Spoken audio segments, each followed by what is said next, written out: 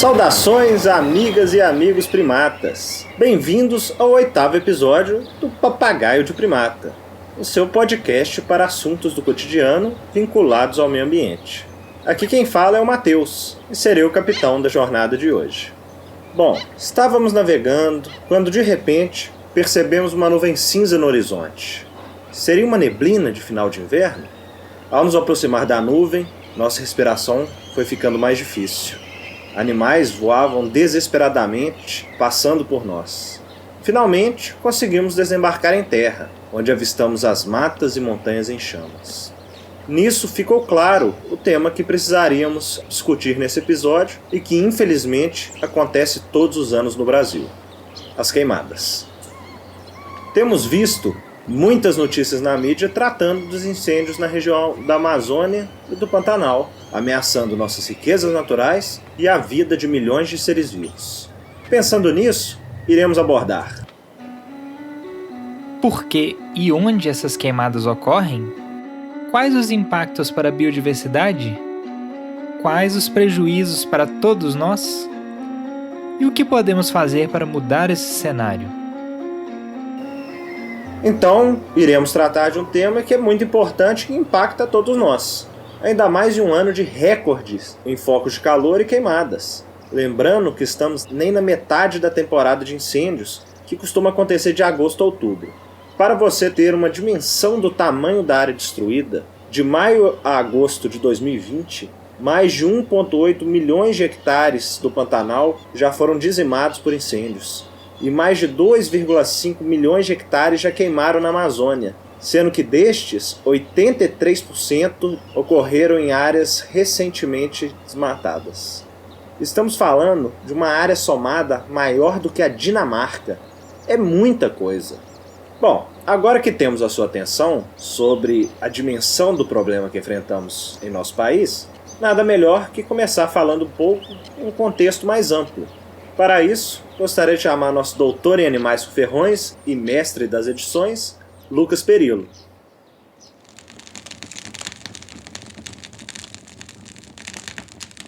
Olá, Matheus. Olá, pessoal.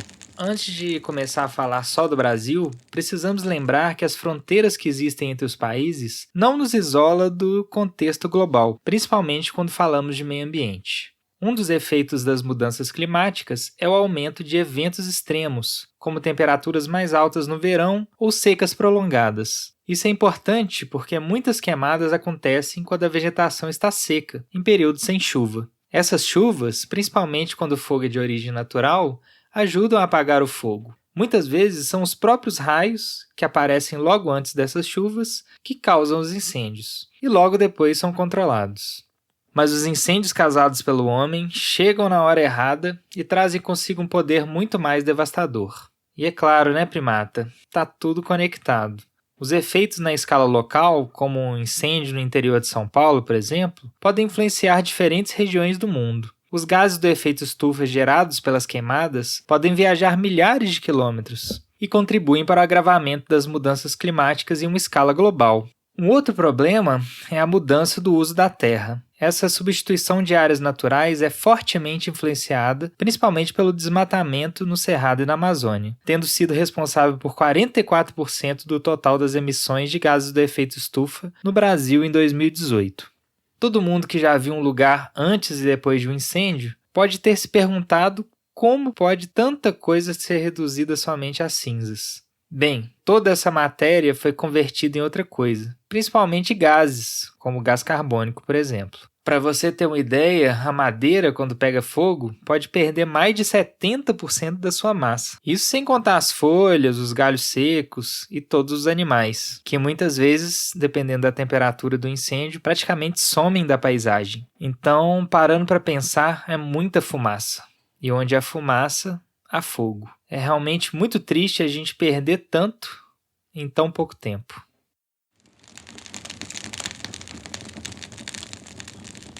E falando em fogo, você já parou para pensar como se iniciam as queimadas? Será que a maioria delas é causada por raios, bitucas de cigarro incendiários? Elas costumam ser naturais, acidentais ou criminosas? A primeira coisa que temos que pensar em uma queimada é no combustível, Que combustível é esse? A vegetação seca por causa de um longo período sem chuvas, por exemplo. Inclusive, você sabia que existem plantas capazes de aumentar essa biomassa seca e favorecer a ocorrência de incêndios de maior intensidade? Uma dessas plantas é uma espécie exótica invasora, ou seja, ela não é nativa de nossos ecossistemas. Esse é o capim-gordura. O nome científico dele é Melinis minutiflora. Ele é um capim africano, muito utilizado para pastos e cobertura de terrenos. À primeira vista, parece um capim muito bonito, principalmente na época da floração, porque ele tem inflorescências arroxeadas. Mas saiba que ele, além de prejudicar as espécies nativas, aumenta a intensidade das queimadas, aumentando o risco para a biodiversidade e para as pessoas. Ou seja, combater espécies invasoras é também uma forma de reduzir incêndios. Fascinante, não é mesmo? Bom, já falamos um pouco sobre o combustível das queimadas. Então vamos falar agora sobre o que inicia o fogo. Apesar de existirem incêndios naturais, eles não são tão comuns como podemos imaginar. Incêndios naturais têm sua origem em descargas elétricas, os famosos raios, como já adiantou o Lucas. Eles são mais comuns no final da estação seca e no início da estação chuvosa, ou seja, nessa transição, especialmente no cerrado. Como na maioria das vezes os raios são gerados em nuvens de tempestade, são incêndios que muitas vezes são apagados por chuvas que caem pouco tempo depois. Por outro lado, os incêndios criminosos e acidentais são bem comuns, seja ocasionados por uma queima de folhas e ou pasto que sai fora de controle, uma fogueira mal apagada, por exemplo, ou até mesmo pelo ato criminoso de alguns bandidos que propositalmente ateiam fogo para ver as matas e montanhas queimarem. Infelizmente, isso acontece. E pensando agora na nossa maior floresta úmida, como será que as queimadas ocorrem? Em uma entrevista para a BBC News, o climatologista brasileiro Carlos Nobre falou sobre a dinâmica das queimadas na Amazônia.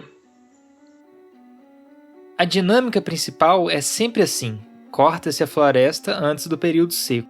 Espera a floresta secar durante uns 2 meses, às vezes até 3, porque se você tentar botar fogo no dia seguinte ao que se desmatou uma floresta, está tudo tão úmido que não pega fogo. E aí, abre-se o espaço para, na hora que começa a estação chuvosa, plantar grama e fazer pastagem. E no começo do ano seguinte, começa a trazer o gado.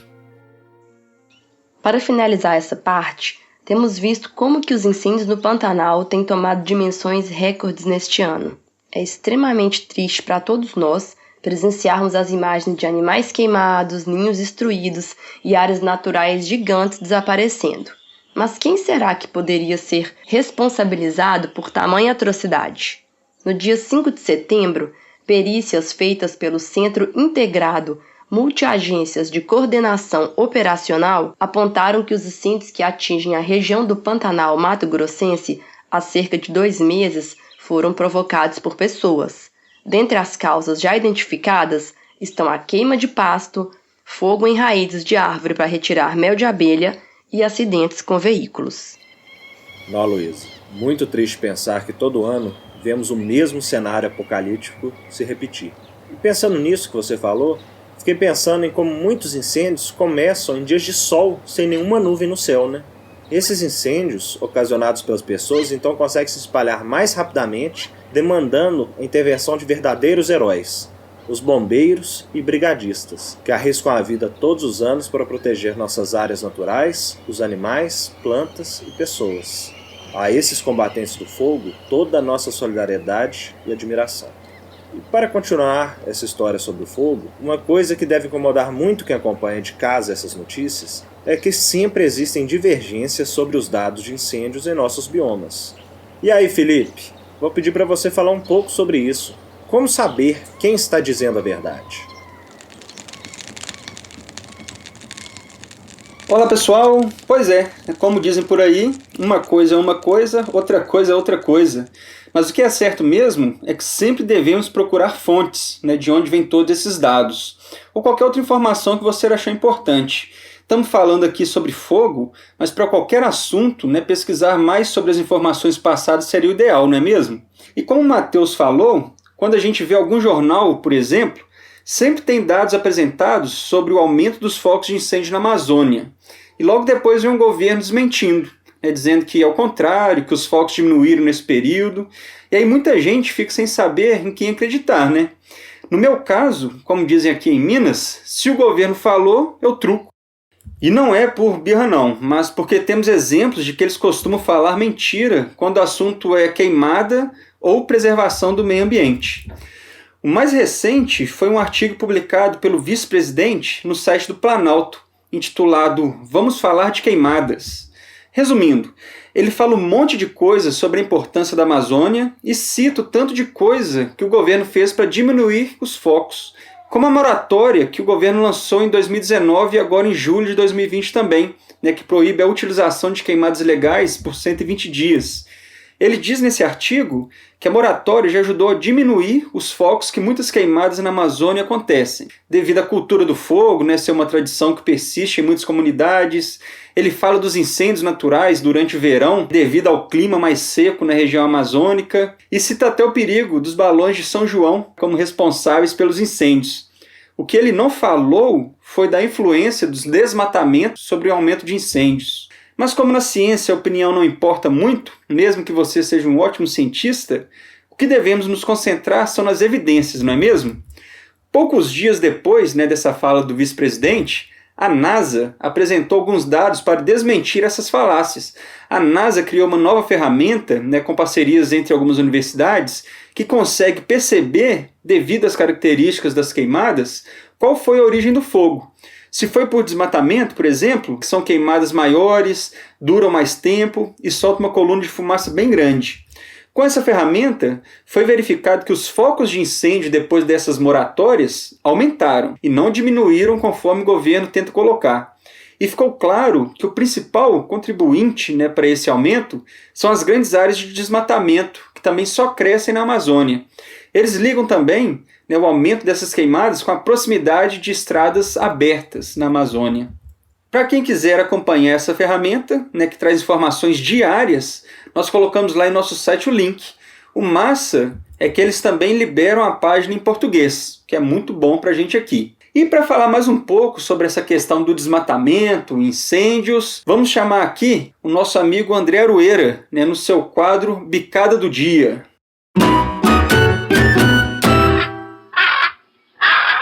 Fala, meus papagaios de primata, tudo bom?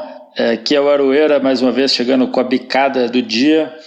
Não está um clima muito propício para os citacídeos, A gente está vendo o sofrimento no Pantanal lá das Araras e o que os incêndios, esses incêndios recordes, mais uma vez, mais um ano de incêndios recordes no Brasil está causando. E como o assunto são os incêndios, eu vou falar um pouquinho do que acontece na nossa floresta amazônica. Vou me basear principalmente numa nota técnica do IPAM, que é o Instituto de Pesquisas da Amazônia, para fazer uma diferenciação dos 3 tipos de incêndio que a gente vê. A gente vê muita notícia de floresta pegando fogo, de gente pondo fogo não sei aonde, de fogo que escapou para a unidade de conservação e que parece uma coisa meio estranha, por que estão queimando a unidade de conservação, Mas a gente tem 3 tipos de fogo que ocorrem na Amazônia. Então, acompanhamento preciso dos satélites do INPE, que eles medem focos de incêndio dentro de grids de 1 km². Se ele tiver pelo menos 30 metros de extensão, o satélite capta. Então, quando a gente vê, teve 7 mil focos de incêndio em julho, que foi um recorde agora para julho, se tiver um agrupamento de incêndios, ele conta como um só, estando dentro daquele quadrante, Então é um indicador bastante confiável e e essa nota técnica do IPAM, eles fazem uma qualificação bem interessante da origem desses incêndios, a gente consegue inferir muitas coisas a respeito disso. Então o que eles fazem, eles separam basicamente em 3 tipos de fogo.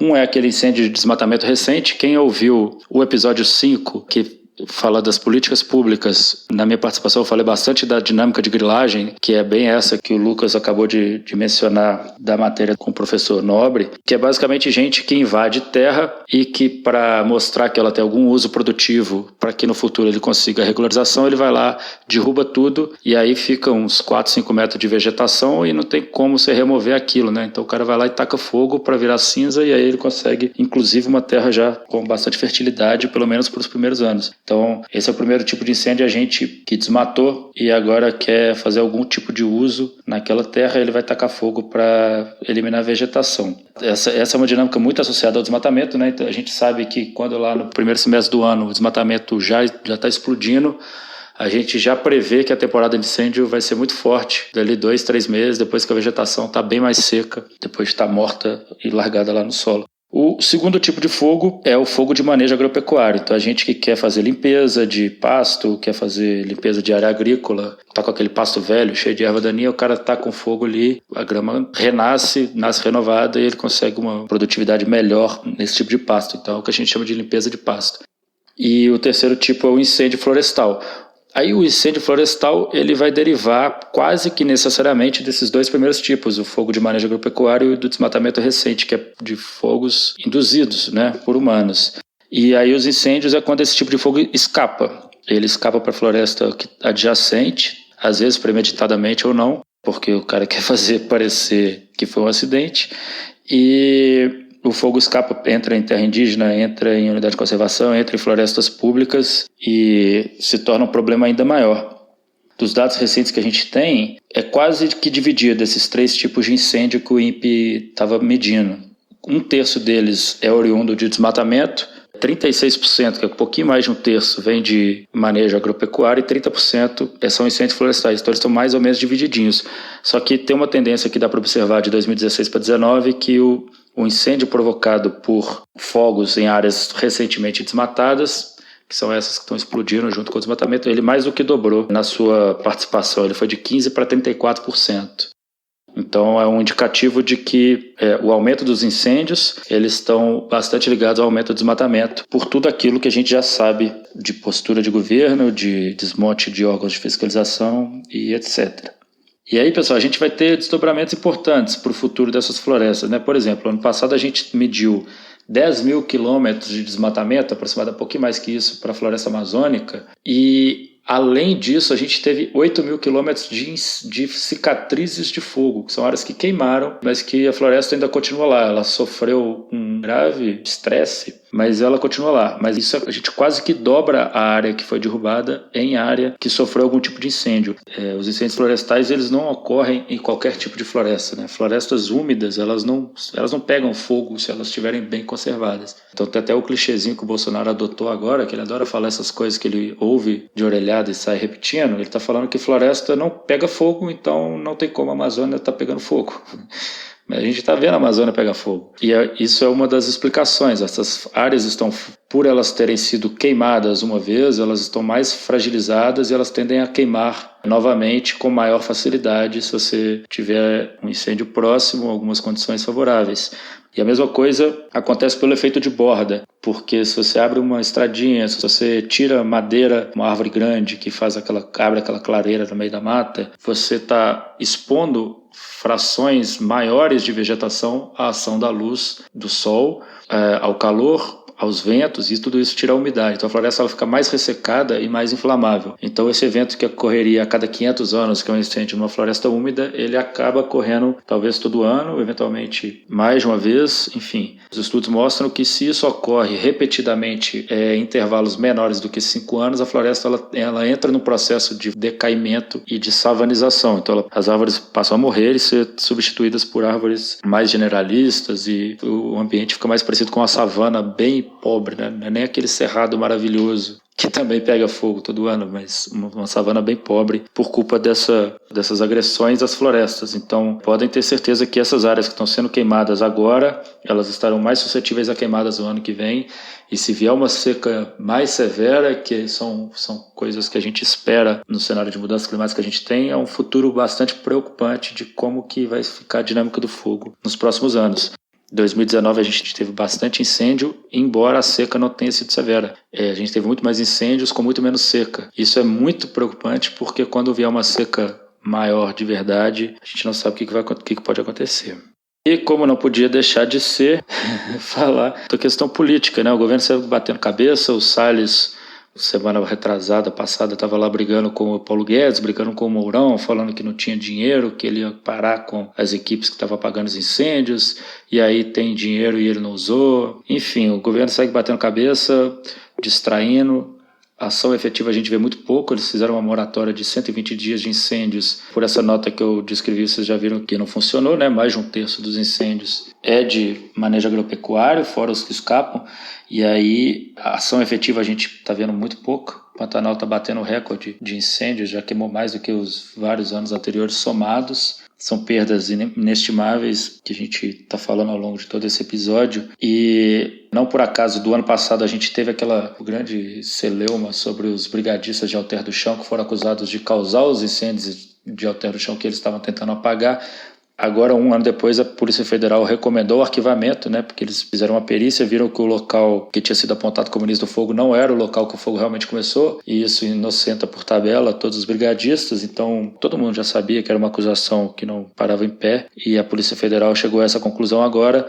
Tudo nasceu de uma fala do presidente, de uma fala que é até recorrente, né, de que sei lá quem, os índios botam fogo na floresta, os bombeiros, as ONGs botam fogo na floresta para poder culpar o Bolsonaro. A gente segue nessa toada enquanto tudo pega fogo, mais uma vez. Por falar nisso, o Dia do Fogo ano passado a gente teve em Novo Progresso do Pará o Dia do Fogo, do grupo de WhatsApp que combinou o Dia do Fogo, que foi um dos maiores escárnios que eu já vi. Os caras anunciarem no jornal, anunciarem no WhatsApp e depois sair no jornal que vai ter o Dia do Fogo. E aconteceu o Dia do Fogo. No grupo de WhatsApp estava ninguém menos que o superintendente da Polícia Civil do Tapajós, que é da região ali do Pará, que ele comanda a Polícia Civil, estava envolvido no grupo que combinou o Dia do Fogo. Então esse é o cenário que a gente está no Brasil de descaso e de ilegalidade, e que a gente segue de luto, segue descrente, não sabe onde vai parar, e seguimos como as araras azuis do nosso Pantanal, tentando sobreviver de alguma forma e lutando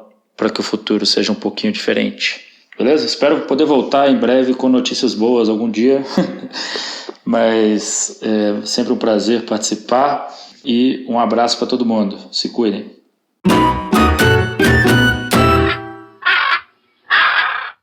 Valeu demais, André. Sempre trazendo aí dados confiáveis, informações relevantes sobre o assunto. Muito legal sua participação aí, bem preocupante. E aí, continuando aqui, queria aqui só indicar mais algumas ferramentas e sites que fornecem informações atuais sobre queimadas no Brasil.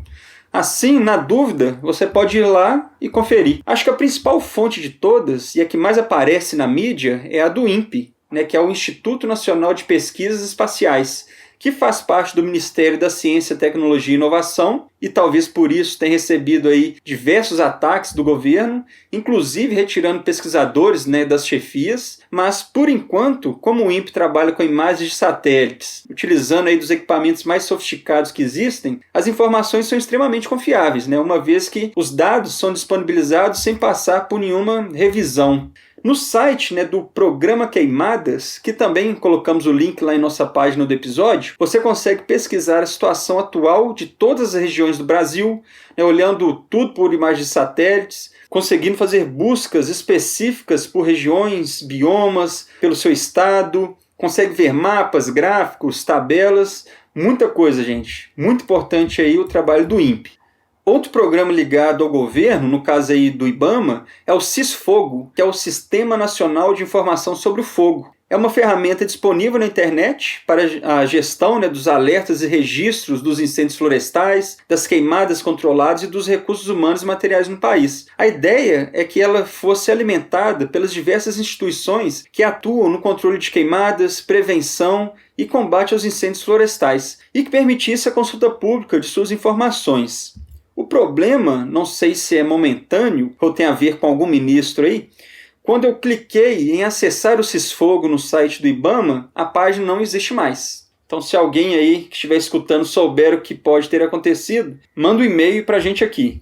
E aí, depois que teve a Lei do Acesso à Informação de 2016, o ICMBio, né, o Instituto Chico Mendes, criou o Plano de Dados Abertos, no qual ele deixa para consulta popular diversos dados bem interessantes.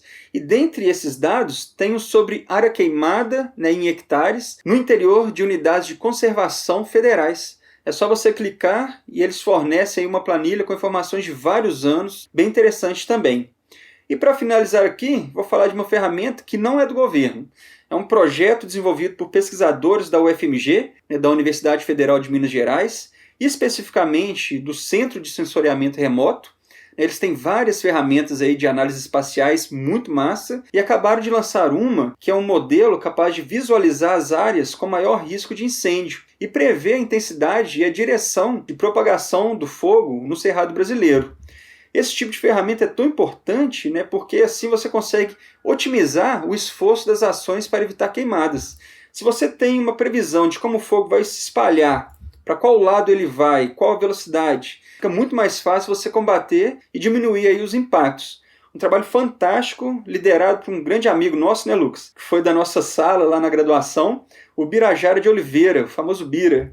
Dá uma olhada lá no site deles, essa ferramenta é bem incrível mesmo. E se alguém aí que estiver escutando tiver mais dicas de boas fontes de consultas, deixa lá nos comentários do episódio do nosso site, beleza? Fantástico, Felipe. Isso mesmo. Nada melhor do que sermos capazes, nós mesmos, de descobrir a verdade por trás da fala de alguém. Afinal, falar, até papagaio fala, mas o importante mesmo são os fatos. E agora, mudando um pouco a direção do assunto, vamos pensar sobre as origens de muitas queimadas em unidades de conservação. As unidades de conservação, a gente tratou um pouco delas no episódio 6, sobre o SNUC, que é o Sistema Nacional de Unidade de Conservação, então acho que vale a pena depois você dar uma escutada nele. Mas o que eu quero reforçar aqui é que muitas das queimadas que ocorrem nessas áreas protegidas são criminosas. Mas tratá-las somente dessa forma é uma análise muito simplista. É importante buscarmos compreender esses conflitos socioambientais, o porquê deles ocorrerem e como podemos diminuí-los. Para falar brevemente desse assunto, teremos a inauguração de um novo quadro, o Estendendo a Asa.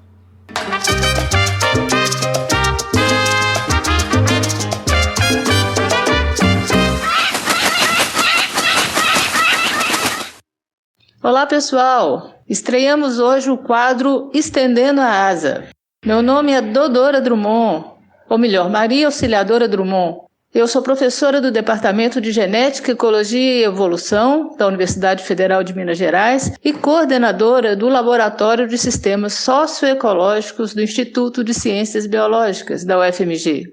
Hoje vou falar brevemente sobre um assunto muito importante, os conflitos socioambientais envolvendo unidades de conservação. Então, o estabelecimento de unidades de conservação, historicamente, ele tem sido acompanhado de diferentes situações de conflitos socioambientais, seja pela realocação das populações rurais residentes em áreas em que foram criadas unidades do Grupo de Proteção Integral, como parques, reservas biológicas e estações ecológicas, seja pela restrição ao uso dos recursos naturais nessas unidades, ou por problemas fundiários que vão se arrastando por décadas. Mas os conflitos não ocorrem somente em unidade de proteção integral e nem somente dentro do território das unidades. Eles podem ocorrer em diferentes categorias de manejo e estão associados a diferentes fatores, como choques de interesses e mesmo a forma com que o gestor lida com as comunidades de dentro e do entorno da unidade. No Brasil, antes da criação do SNUC, do Sistema Nacional de Unidade de Conservação, pela Lei 9985 de 2000, era frequente a demarcação e criação de unidades de conservação a partir da análise de cartas topográficas do IBGE, para você ver. E as cartas, se não me engano, eram em escala de 1 para 250 mil, né? Às vezes tinha algumas idas a campo, ou às vezes nem isso tinha. Então, alguns limites de unidades de conservação foram estabelecidos por cotas altimétricas. Por exemplo, acima da cota 1.000 metros é um parque. Isso sem fazer nenhum estudo fundiário, sem saber quantas pessoas moram no lugar, que papel exercem ali, a relação dessas pessoas, né, com o território delas, sem saber em detalhe qual é o uso da terra no espaço destinado à unidade. E mesmo quando os engenheiros florestais, biólogos, topógrafos e outros profissionais iam a campo, esses levantamentos socioeconômicos raramente eram feitos. A consequência disso era a criação de unidades de conservação sem o mínimo conhecimento, né, sobre as pessoas que morariam dentro dela e teriam suas atividades restringidas ou mesmo suprimidas, em um tempo que se falava somente em parques e reservas equivalentes, todas com o conceito de gestão bem restritivo, semelhante ao primeiro parque criado no Ocidente, né, que foi o Parque Nacional de Yellowstone, nos Estados Unidos. Então esse era o termo, né, parques e reservas equivalentes, era o termo utilizado pelo antigo IBDF, que geria essas unidades de conservação a nível federal, né, antes da criação do IBAMA. E o IBAMA também foi o gestor das unidades de conservação até a criação do ICMBio, isso em nível federal, como falei. E essa forma de gestão era reproduzida nos estados. Algumas iniciativas foram diferentes, né, como a mudança da categoria da Estação Ecológica de Mamirauá, criada em 1990, para a Reserva de Desenvolvimento Sustentável Mamirauá, em 1996. Esse foi um contexto estadual, provocado por um casal de cientistas, o José Márcio Aires e Débora Lima, e a partir, né, dessa iniciativa deles foi criada uma categoria de manejo nova, que foi a RDS, a Reserva de Desenvolvimento Sustentável, que permitia uma harmonia maior entre as populações ribeirinhas da Amazônia e os objetivos de conservação da natureza, né, e essa categoria foi posteriormente incorporada ao SNUC. Antes disso, em 1985, no primeiro Encontro Nacional de Seringueiros, foi levantado o conceito de reserva extrativista, que foi incorporado às políticas ambientais que consideraram o efeito positivo dos seringueiros para a conservação da floresta, né? Em 1990, 2 anos depois do assassinato lá de Chico Mendes, que foi em 88, um decreto federal definiu as reservas extrativistas como espaços territoriais destinados à exploração autossustentável e à conservação dos recursos naturais renováveis por população extrativista. Na época, né, o IBAMA era o responsável por sua gestão. E por que eu estou falando isso? Porque a definição adequada de uma categoria de manejo, levando em consideração aspectos socioambientais, poderia diminuir sensivelmente os conflitos. O SNUC trouxe muitos avanços, como a necessidade, né, de participação popular na criação da maioria das categorias, mas há dificuldades a serem superadas ainda para a efetiva minimização desses conflitos.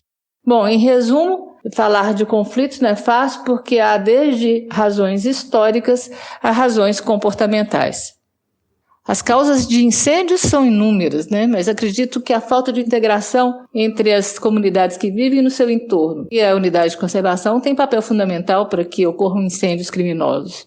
Há casos em que as pessoas nem sabem que a área é uma unidade de conservação. E há outros casos em que existe uma relação muito negativa entre a unidade de conservação e o entorno, e esse conflito tem razões diferentes, razões históricas, comportamentais, né, que eu já falei. E para reduzir esses conflitos, eu acredito que tem que haver uma boa comunicação entre a unidade de conservação e a comunidade. Eu acredito muito na integração, na participação social, nos processos decisórios das unidades de conservação, mas uma participação efetiva, né, uma participação verdadeira.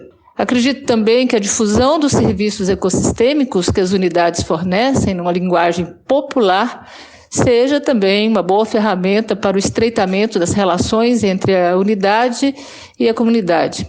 E acredito mais ainda na construção coletiva desse conhecimento. Os gestores podem atuar como facilitadores dessa construção. E, para isso, existem inúmeras técnicas, ferramentas participativas que valorizam o conhecimento local e fortalecem a integração e o fortalecimento mesmo da própria comunidade. Por fim, embora seja um assunto bem polêmico, pois a conservação da natureza por si só é uma questão de ética, a valoração desses serviços pode auxiliar na valorização das áreas protegidas. Quanto vale conservar um rio, quanto vale a área para o bem-estar humano, para a saúde mental e física, né? Acho que é por aí. Embora tenha muitas coisas para falar, é muito complexo. Mas vamos participar, vamos ser mais coerentes, né?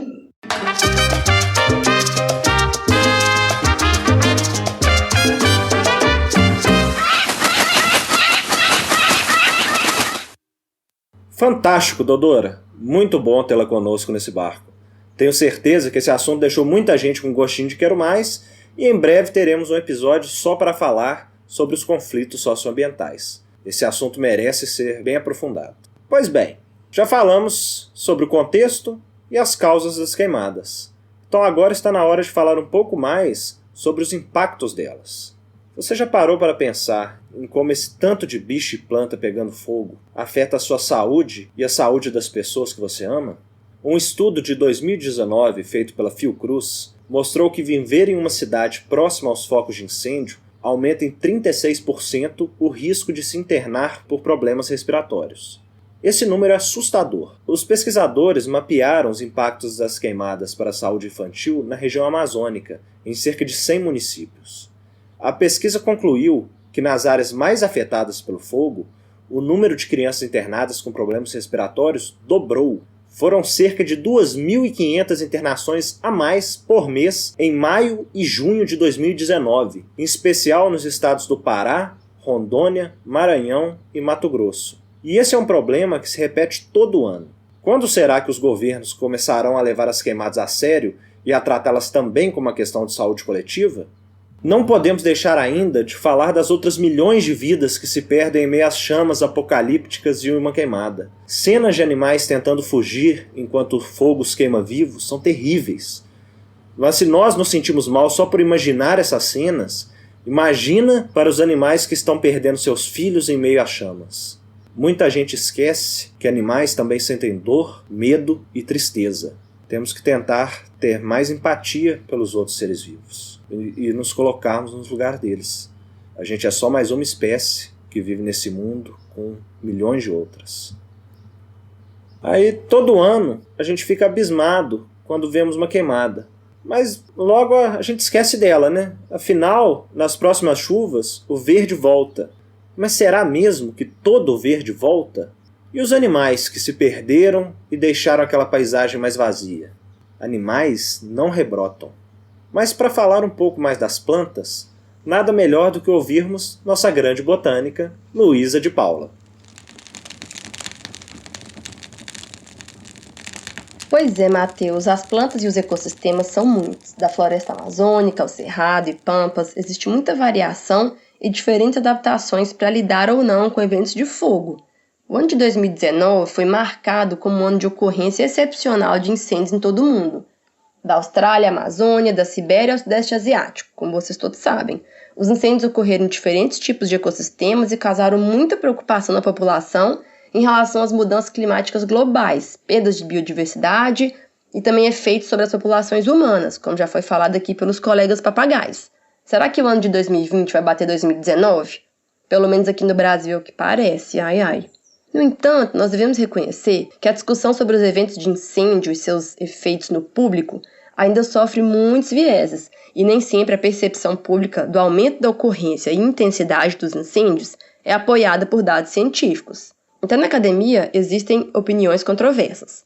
Entre os ecólogos, o fogo foi por muito tempo considerado apenas como um processo negativo, principalmente antropogênico, com consequências destrutivas para os ecossistemas.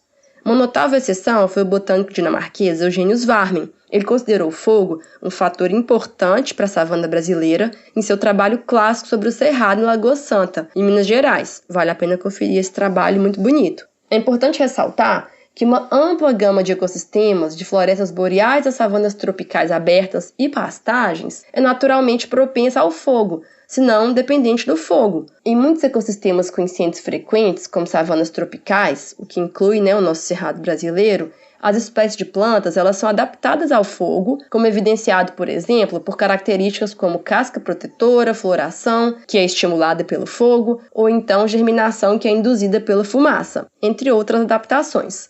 Os incêndios, eles são uma força natural ancestral que impulsiona os ecossistemas e as características das plantas há milhões de anos. Então, ignorar ou compreender mal esses fatos pode não só levar à falta de compreensão da ecologia dos ecossistemas, mas também resultar em políticas mal informadas que não ajudam a conservar a biodiversidade. Nesse contexto, pesquisadores ressaltam que nem sempre é fácil distinguir fogos bons de fogos ruins, pois este é altamente dependente do contexto ecológico, mas também socioeconômico. Mesmo em ecossistemas propensos a incêndios, como o Cerrado brasileiro, mudanças no regime de fogo podem ter efeitos que fazem com que o sistema se mova além do ponto onde sua configuração atual é resiliente a esses incêndios, é o que a gente chama em inglês de tipping point. Em ecossistemas onde o fogo não faz parte da história evolutiva ou onde os incêndios sempre foram muito raros, os eventos de fogo causados pelo homem ou mudanças climáticas podem ter consequências catastróficas. A análise dos efeitos e motivadores de diferentes regimes de fogo, portanto, tornou-se um importante campo de pesquisa que pode informar as políticas de gerenciamento de fogo com o objetivo de moldar ativamente regimes de fogo para diferentes ecossistemas de uma forma que sua biodiversidade ou serviços ecossistêmicos sejam conservados e os efeitos climáticos negativos minimizados. Então, essa é uma área muito ativa atualmente sobre os efeitos do fogo na vegetação. No entanto, além dessas questões aplicadas, em muitas regiões do mundo, a gente ainda precisa melhorar a compreensão dos efeitos do fogo nas comunidades de plantas e ecossistemas. Por exemplo, as respostas de germinação ao calor e ao fogo em famílias de plantas representativas diferem entre as savanas tropicais no Brasil, ou seja, o cerrado, e a vegetação mediterrânea, possivelmente devido às diferenças nos regimes de fogo e na história evolutiva. Por isso, temos que ter cautela ao considerar nossos ecossistemas savânicos e abertos com as savanas que ocorrem em outras partes do globo. Temos que parar de seguir generalizando os resultados de lá para cá, porque o fogo parece agir de outra maneira por aqui. Quando trabalhamos com comunidades de plantas em níveis regionais, os efeitos do fogo nem sempre são fáceis de entender, pois podem ser muito influenciados por regimes históricos de perturbação e podem variar consideravelmente com as características do regime de fogo, como a temporada de queimadas e gravidade do incêndio. Então, efeitos nos processos do ecossistema, por exemplo, nos ciclos de carbono, são ainda mais difíceis de prever, especialmente ao longo do tempo e sob regimes de fogo distintos.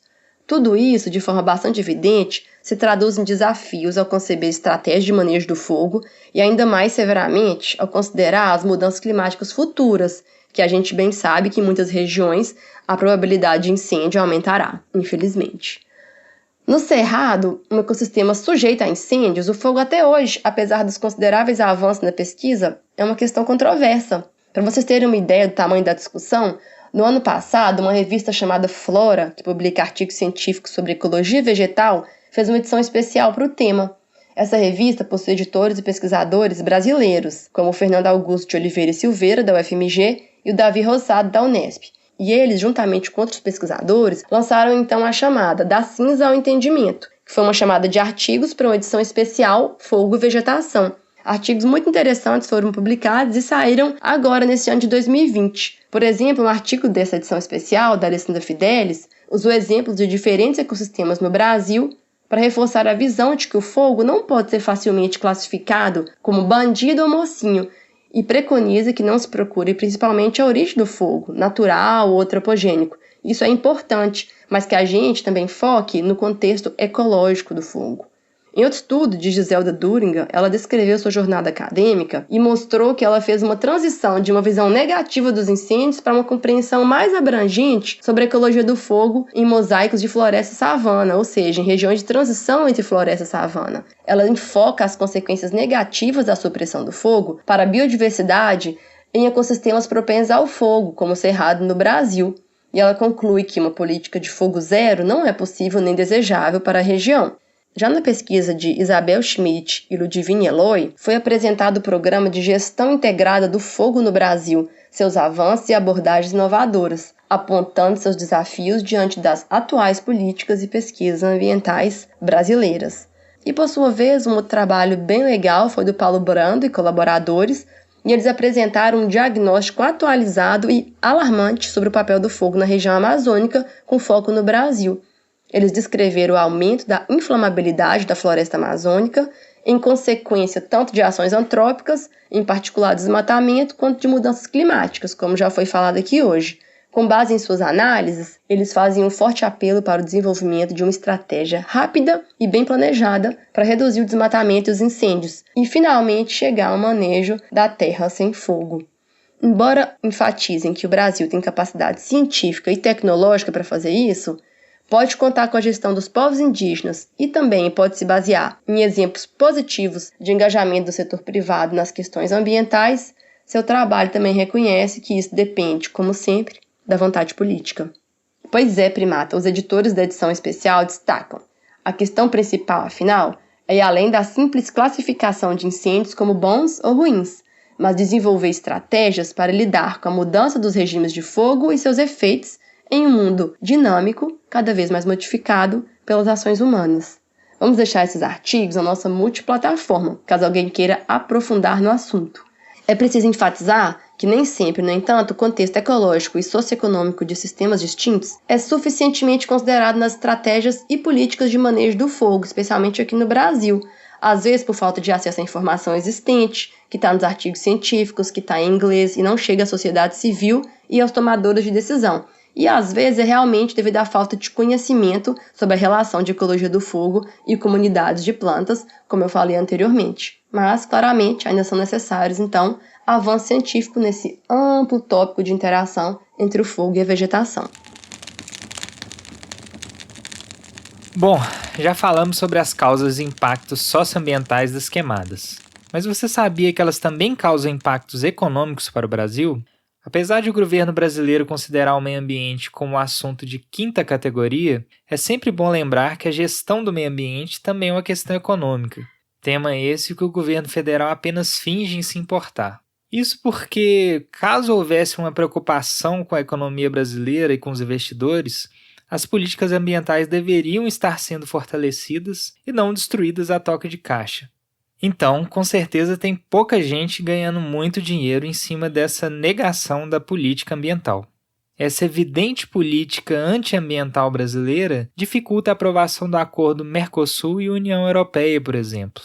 Além disso, recentemente um grupo de 29 fundos de investimentos, responsáveis por 4,1 trilhões de dólares, enviou uma carta a 7 embaixadas brasileiras em países europeus, no Japão e nos Estados Unidos, para discutir o aumento da devastação ambiental no Brasil. Acredite, a proteção do meio ambiente é cada vez mais uma questão econômica. Além desses impactos econômicos diretos no Brasil, existem impactos também para a imagem internacional do país. E, pensando nisso, nada melhor do que recrutar o nosso papagaio correio para trazer notícias do outro lado do Oceano Atlântico. Fala aí, Antônio Cruz.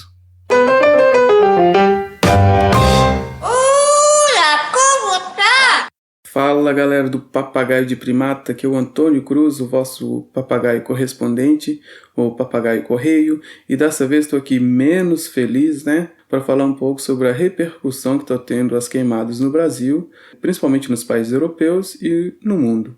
Eu falo principalmente nos países europeus porque os países europeus têm seguido de perto esses acontecimentos e têm mostrado uma preocupação um pouco mais exaltada em relação aos outros lugares do mundo. E eu gostaria de começar um pouco falando um velho ditado popular que diz que onde há fumaça, há fogo. E é justamente falando sobre esse ditado popular que eu gostaria de começar esse quadro. Isso porque, apesar de várias fumaças, o Estado brasileiro diz que não existe fogo. Mas isso tem levantado várias questões a nível nacional e internacional, e os países desconfiam de quase tudo que é apresentado pelo Brasil. E, nesse caso, a reputação, o prestígio, o respeito e até mesmo os negócios podem ser queimados. Ou seja, o Brasil, nesse caso, negando esses fatos, está queimando o próprio filme. Bom, mas nisso de queimar o filme, a gente já sabe que o Brasil já está bastante experiente nesse fato, E que o seu prestígio e o respeito exterior, principalmente voltado para a política ambiental, não tem sido bom há muito tempo, Não é de hoje que a pressão internacional cai sobre a política brasileira para a conservação da biodiversidade. E isso, apesar do Brasil, ter uma das maiores e melhores e mais admiradas legislações voltadas para a conservação da biodiversidade. E o que falta mesmo é a prática. A reclamação sobre a conservação da Amazônia, principalmente, tem recaído sobre todos os governos. Porém, para este governo, o mundo tem estado um pouco mais em alerta, justamente por causa do negacionismo que se tem feito sobre as questões ambientais. E esse governo, como o próprio presidente Bolsonaro já citou em algumas declarações, ele tem uma visão onde ele atribui a Amazônia e o resto dos biomas brasileiros como fontes de matéria-prima e só, ou seja, o falso progresso. E de 2019 para cá, a preocupação para com as queimadas no Brasil vem aumentando, A gente tem escutado ecos desde do Vaticano, o próprio Papa já manifestou a sua opinião sobre isso, e países como a França, Bélgica, Áustria, Alemanha e Espanha Holanda também, vem de alguma forma pressionando o Brasil para ter alguma atitude em relação a essas queimadas. E vários jornais, a gente tem visto também protestos, principalmente na sede da ONU, que fica em Bruxelas, e algumas embaixadas do Brasil aqui da Europa, onde as pessoas têm pressionado de alguma forma, surgindo com cartazes e tendo até algumas pequenas aglomerações, né, apesar da pandemia. E a Europa tem seguido mais de perto essa discussão sobre as queimadas justamente por causa de um acordo comercial que eles querem implantar com a Mercosul. E depois de quase 20 anos de negociações, eles conseguiram, ainda nesse governo do Brasil, assinar parte desse acordo, faltando uma última parte para resolver isso. Mas, devido a essas queimadas e algumas atuações que o governo brasileiro tem feito em relação ao meio ambiente, esse acordo está um pouco ameaçado. Isso porque a gente pode ver que seria um dos maiores acordos comerciais do mundo, envolvendo dois grandes blocos, né, da União Europeia e Mercosul. E o principal argumento que alguns países como a Bélgica, como a Áustria e a Holanda têm utilizado, por exemplo, para protestar e impedir a assinatura desse acordo, grande acordo comercial, é justamente o incumprimento do Acordo de Paris, que diz que os países signatários desse grande acordo zelariam para a redução da emissão de CO2 no mundo. E as queimadas vão totalmente contra essa meta, e o aumento dela mostra ainda mais que esses países não estão preparados para assinar um acordo desse nível. E não cumprindo esse Acordo de Paris, não seria possível assinar um acordo comercial com a União Europeia. E além disso, esses mesmos países trazem uma discussão muito interessante, que é justamente onde apontam que o tratado não protege nem as pessoas e nem o meio ambiente. E problemas como assassinato de indígenas, principalmente dos seus líderes, né, a invasão de garimpos e a falta de ação do governo para com esses garimpeiros, e além do desmonte de alguns órgãos ambientais, fiquem sabendo que passar a boiada, o que foi falado pelo ministro do Meio Ambiente, que para aproveitar a pandemia para passar a boiada, foi escutado também aqui na Europa, e já sabem também das intenções dos governantes brasileiros no atual momento para com o meio ambiente. E aí recai a maior preocupação dos europeus, que é justamente estarem fazendo um grande projeto ou participarem de um grande acordo onde eles ficariam mais uma vez com sangue nas mãos, já que a gente sabe que a Europa carrega um fardo pesado sobre esses países e os países africanos, né? E a proteção dos povos indígenas, por exemplo, não consta nesse grande acordo. E além disso, hoje, por exemplo, apesar de o governo negar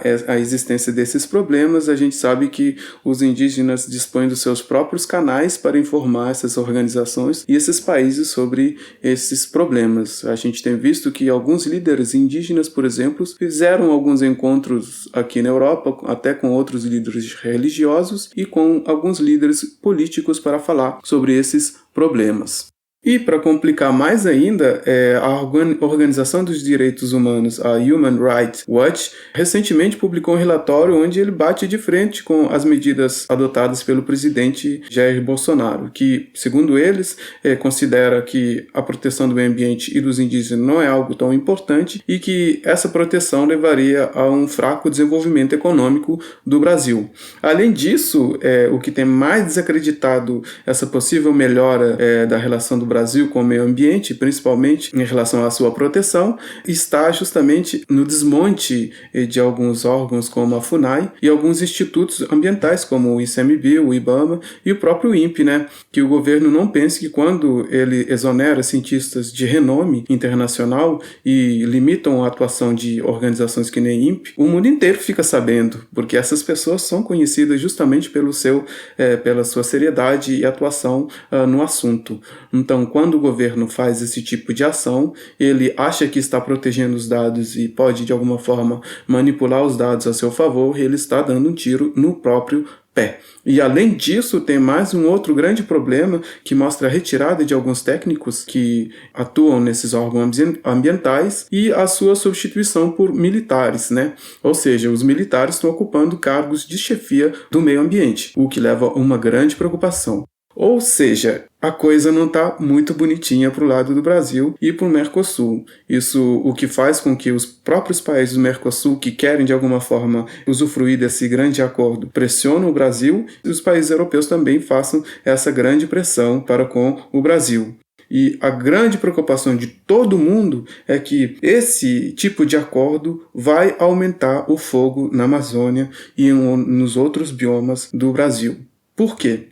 Porque quando se assina um acordo dessa envergadura, é como se você estivesse falando sobre a lei da oferta e da procura. Ou seja, quando você tem uma abertura para esse tipo de comércio, cada vez mais lugares vão ser destruídos para produzir principalmente carne, soja e outros produtos agrícolas que farão parte desse grande acordo comercial. Ou seja, se não fizerem nada agora, mais tarde esse problema pode se agravar. E assim como eu comecei essa parte do papagaio de primata, eu gostaria de terminar com um ditado popular que diz que quem brinca com fogo se queima.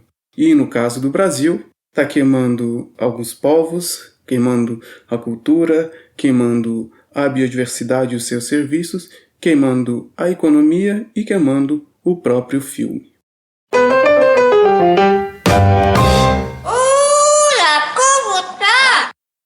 É isso aí, papagaio gringo. Valeu demais, Antônio. Tempinho que você não aparecia aqui no nosso barco. Bem, novamente nossa expedição está trazendo muita informação, mas já está na hora de cada um trazer suas últimas palavras. Mas lembrem, primata, antes do final do episódio, sempre fechando os episódios, temos o quadro Rachando os Bicos, que o Pedrão traz um apanhado dos últimos episódios. Então, escuta até o fim, senão o Pedrão fica triste. E antes de passar a palavra para o Felipe, faço um convite a todos os primatas desse Brasilzão. Primata sabe botar fogo, mas primata também sabe apagar fogo. Então primeiro a gente tem que batalhar para acabar com essa cultura, para que realmente seja o fim dessa prática de utilização do fogo de uma maneira equivocada. Então, se você conhece alguém que tem costume de botar fogo no mato, tenta explicar um monte de pontos negativos que isso traz. E também precisamos sempre fortalecer as brigadas de incêndio. Realmente, as brigadas desempenham um papel super importante para o combate a incêndios florestais. E existem várias maneiras de contribuir. Pode ser financeiramente, com doações para ONGs, ou até mesmo áreas protegidas. Mas é realmente uma experiência transformadora participar de um combate a incêndio. Claro, né? Sempre muito bem treinado e com equipamentos apropriados. É uma sensação inigualável de estar fazendo bem mesmo. E quando a brigada consegue controlar o fogo, surge aquele sentimento gigante de dever cumprido. Várias empresas e iniciativas precisam de voluntários e os cursos de brigadista normalmente são gratuitos. Então, primata, se você tiver condição, participe dessa experiência incrível, nem que seja uma vez. Isso aí, Lucas, né? Sempre lembramos aí dos brigadistas apenas nas épocas, né, de queimadas, mas eles precisam de suporte o ano todo para fazer cursos, treinar mais gente, comprar equipamentos, né? Então é muito importante aí sempre fortalecer o trabalho deles. E aí, né, para fechar aqui a minha fala, com muita tristeza, queria lembrar que há poucos dias atrás morreu o analista ambiental do Instituto Chico Mendes, o Wellington Fernando, de 41 anos, que no dia 21 de agosto, ele e uma pequena equipe, né, de brigadistas estavam tentando controlar aí vários focos de incêndios dentro e no entorno do Parque Nacional das Emas, né, que fica lá em Goiás. Infelizmente, né, o vento virou de rumo e mandou as chamas em direção deles. O Wellington teve aí 80% do corpo queimado, ele ainda conseguiu ser resgatado, né, foi levado para o hospital, mas depois aí de 11 dias, né, no hospital ele não resistiu e faleceu no dia 1º de setembro. Então deixamos aqui nossos sentimentos, né, para toda a família, esposa e filhos, né, os amigos. E é uma notícia muito triste, né, e só demonstra o quanto as queimadas criminosas podem afetar não só, né, o meio ambiente, mas também as pessoas direta e indiretamente. Meus sentimentos por aqui também. Vamos relembrar e fortalecer o trabalho dos brigadistas. Vou aproveitar e mandar um abraço aqui para o grande amigo o Rodrigo Bueno Belo, que está na diretoria do Programa de Prevenção e Combate a Incêndios Florestais, o Previncêndio do IEF, e coordena as ações de prevenção, combate e monitoramento de incêndios florestais em Minas Gerais. Voluntariamente, ele atua pela Brigada 1. Abração aí pra você, Digo, e pra família toda, Sarinha e Maria. Sei do trabalho que é acordar nas madrugadas pra ir combater incêndios, né? Não é fácil. Então é isso, primata. Muito obrigado por nos escutar até aqui.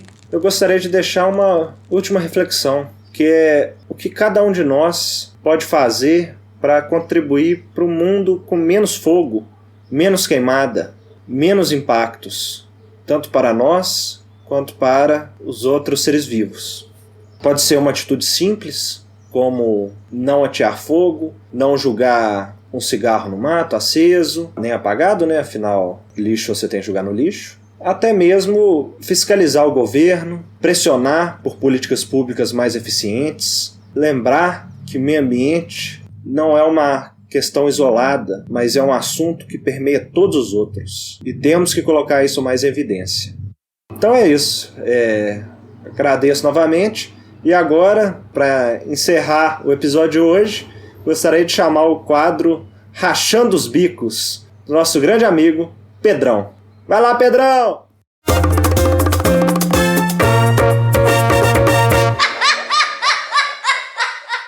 E aí, pessoal, tudo bem? Se você tem mais de 30 anos, com certeza você reconhece minha voz. Se você tem menos de 30 anos, provavelmente não. Quem fala é o Alfio é teimoso. Tá limpo. Tô brincando, gente. Aqui, na verdade, é o Pedrão mesmo. Espero que a gente não tenha nenhum problema com direitos autorais aí. Vocês sentiram minha falta? Imagino que não, né? Porque eu fui substituído no mínimo à altura pela Lívia. Né, no episódio passado, ela que fez o quadro aqui e ela fez um mashup aí do quadro dela e do meu quadro, então ficou Rachando as Plumas, achei bem especial o nome. Vocês chegaram a escutar eu vou comentar 2 episódios aqui, viu, porque tem tempo que eu não apareço. Vocês chegaram a escutar o episódio sobre o aniversário do Sistema Nacional de Unidade de Conservação, né, do Feliz Aniversário SNUC, episódio 6, e o episódio 7, Amamentar, um ato político, ambiental e natural. Ficaram muito legais, né? Gostei bastante.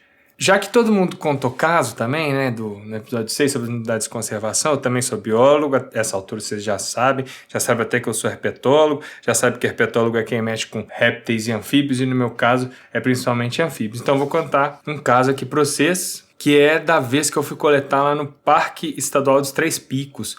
Ele é em Nova Friburgo, Teresópolis ali. Eu entrei na parte de Teresópolis, num lugar que chama Vale da Revolta. Fui eu e um argentino, amigo meu, também trabalha com sapo. Era uma das primeiras vezes que ele estava coletando aqui no Brasil, né? Ele foi me ajudar. E aí na hora que eu cheguei, o cara começou a escutar um monte de perereca em cima das árvores e não sei o que. E meus bichos do doutorado são bichos um pouco menos simpáticos. Eles são meio do chão da floresta, são difíceis de ver, eles parecem folha seca. E o cara tava escutando esses bichos de cima da árvore maravilhoso, verde, com olho laranja e tal, e falou: Pedrão, posso ficar dando uma olhada aqui? Eu falei, pode. Eu vou vendo se tem meu bicho mais pra frente. E continuei a trilha, fui escutando. Andei sozinho no mato. Era uma noite de lua cheia, bonita, assim. Entrei numa parte que tinha 2 árvores. 2 árvores não, né? Duas fileiras de árvore, assim. Aí eu olhei ao longe, minha lanterna de cabeça. Isso à noite, não sei se eu falei. De longe, bem de longe, eu vejo 2 olhão, assim, brilhante, olhando pra mim. Nessa hora eu já engoli seco. E pensei, meu Deus, o que tá acontecendo aqui? Que bicho que é esse? Ai. Aí o bicho meio que deu uma olhada, aí o olho sumiu, deu outra olhada e voltou pro mato. E assim, tava muito longe, eu só consegui ver o olho e eu escutei barulho nenhum. Eu falei, cara, que bicho que não faz barulho no mato? Anta não é. Nem imaginei o que podia ser. Na verdade, na hora eu falei, me ferrei aqui, é onça. Pensei, é onça e ela vai chegar aqui perto de mim e vai me regaçar. Aí eu falei, deixa eu voltar lá pro Andrés, que é o meu amigo, e porque, cara, eu não quero ficar aqui não. E fui voltando, rapidinho, bem rapidinho, assim, com como eu posso dizer no podcast família, com um buraquinho na mão, né? E pensando assim, cara, esse bicho tá atrás de mim, deve estar nas matas aí me olhando e tudo mais. E fui voltando. Toda hora olhando pra trás. Cheguei perto do cara, o cara tava nas pererecas lá ainda. Falei, cara, você não vai acreditar, talvez eu vi uma onça. E o pior, nem sabia se era onça mesmo, nem vi pegada, nem vi nada, se era alucinação, se não era, se era um gambá. se era um cavalo. O cavalo ia fazer barulho, né? Mas enfim, fiquei como medroso e otário aí dessa vez. Mas enfim, essas coisas acontecem. Eu amei muito as mamagaias, né? Arregaçando no episódio aí sobre amamentação. Eu curti muito escutar a Kaia. Já tá falando super direitinho, a filha da Mari Augustin, né? Eu lembro dela dentro da barriga da mãe dela. Não lembro se eu cheguei a ver ela alguma vez fora da barriga. Acho que poucas, assim. Mas muito legal. Bonitinho demais essa criançada toda aí. Tem uma admiração imensa pelas mulheres cientistas, pelas mães cientistas, né? Claro, cada vez admiro mais e fico impressionado como é que elas dão conta de fazer tudo ao mesmo tempo. É complicado demais. E amamentar é um ato político mesmo, né? E hoje em dia tudo é um ato político, porque é difícil você não se posicionar, né? Até no Tinder, cara, já coloco ele não na descrição pra já filtrar, entendeu? Eu não quero ter conversa atravessada, não. Se apoia certas pessoas, não precisa nem conversar comigo. E com relação ao episódio de amamentação, eu nasci prematuro, né? E nos anos 80, né, nasci em 1986, tinha que levar o leite da minha mãe pra mim no hospital. Eu fiquei 13 dias no hospital.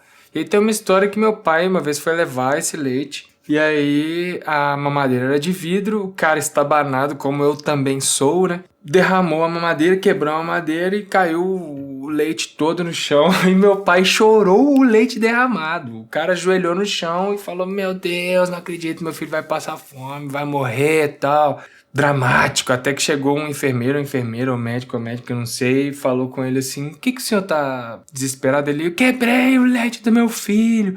Aí a pessoa falou pra ele: fica tranquilo, tem banco de leite aqui no hospital. Ele: é mesmo? Tem? Ele: tem, fica tranquilo, seu filho não vai passar fome, vai desenvolver certinho.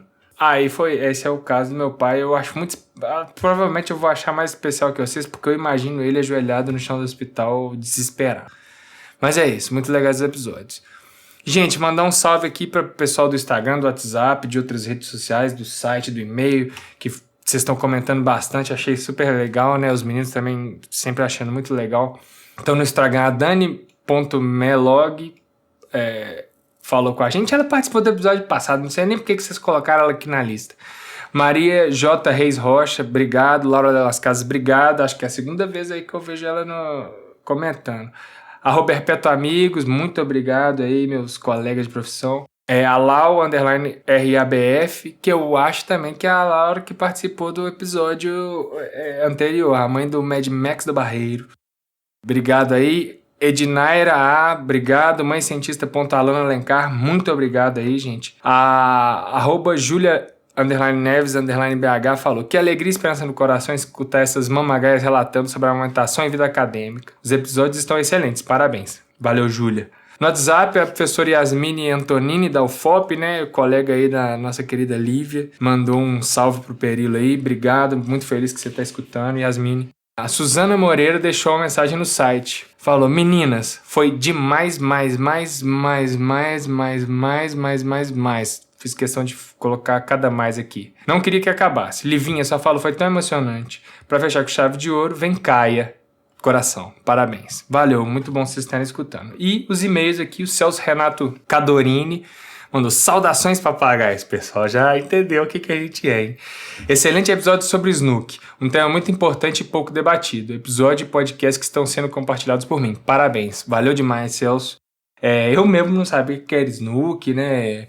Vou ser sincero aqui, eu não tô aqui pra mentir não, entendeu? Aprendi bastante com o episódio. A professora Rafaela Forza também mandou um e-mail do Jardim Botânico do Rio, né? Muito legal, ela tá agora, recém assumiu o Conselho Deliberativo do CNPq. Sempre escutei falar muito bem dela, apesar de não conhecer pessoalmente. A Luísa sempre fala dela, tem uma outra amiga botânica também que sempre fala.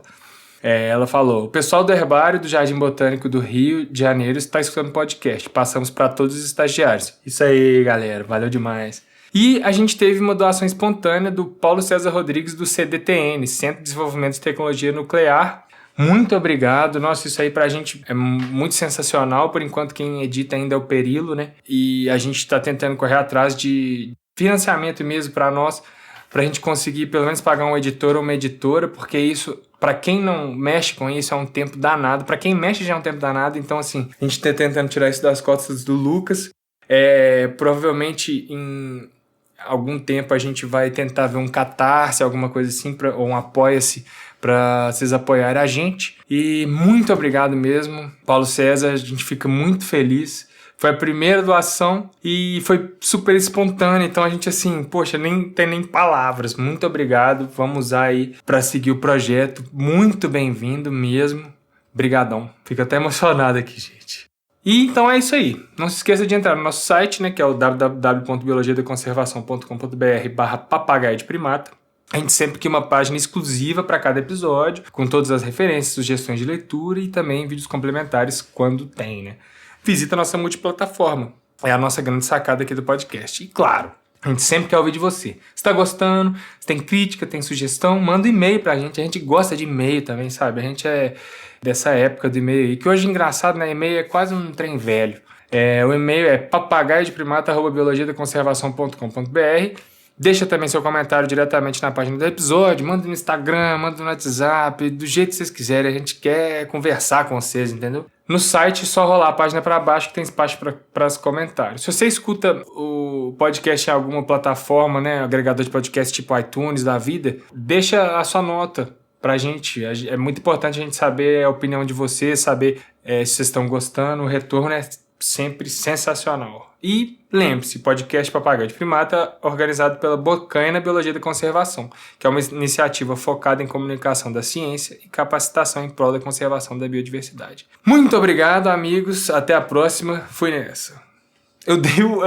Fiz um paz e amor aqui pro ar. Eu tô doido mesmo.